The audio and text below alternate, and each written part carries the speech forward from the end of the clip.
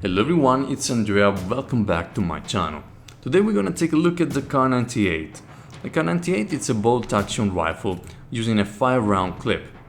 And like all the bolt-action rifles, I recommend enabling the manual bolting in the option, because you will have more rate of fire, and not only that, you can decide when to bolt. So you're shooting a bullet, an enemy pop-ups near you, you can choose to use your melee attack instead of bolting.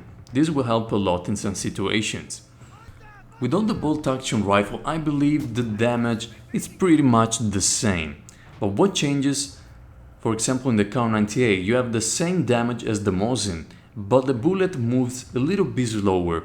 So that means the hitting target, leading target at distance becomes more difficult. Also, with the Kar98, you have more penetration, so it's easier to go through some covers. Also, the Kar98 it's a little bit lighter than the Mosin, so expect just a little bit more movement speed.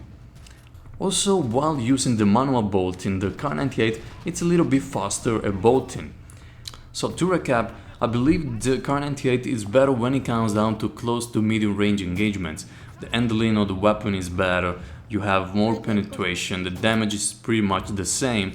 What changes is the bullet speed, so the more distance you have from your target, the harder will be to hit the target. Also, with the weapon you will unlock a bayonet, and also you will remove the sight hood on the last level. I believe removing the sight hood on the weapons it's a great thing, and I wish more weapons did that.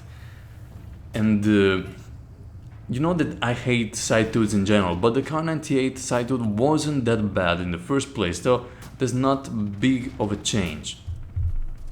Also, talking in general about the weapon, I prefer how the Kar98 looks in game than all the other bolt-action rifle, and sometimes I think I perform better with this weapon because of it.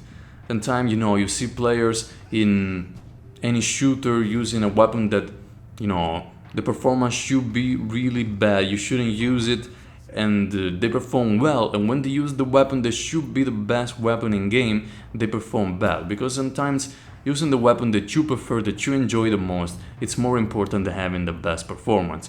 But in this case, the bolt-action rifles are pretty much the same when it comes down to performance. Very slight differences between all the bolt-action rifles. So guys, I talked about bolt-action rifle in the 3 weapon reviews before, and I want to remind you not to expose yourself too much, to use cover, to keep a distance from automatic weapons the best that you can, but also to go inside the points if you need to take a point, even though you don't have an advantage. The numbers sometimes count, and sometimes you will be the mid shield and you will allow people with better weapons, with better roll to advance. Your sacrifice won't be in vain. Also take in mind that your weapon will be sticking out when you peek out from doors, from windows, so be aware that your weapon is very long. So that's it for this weapon, guys. I hope you enjoyed the weapon review, and see you on the next video.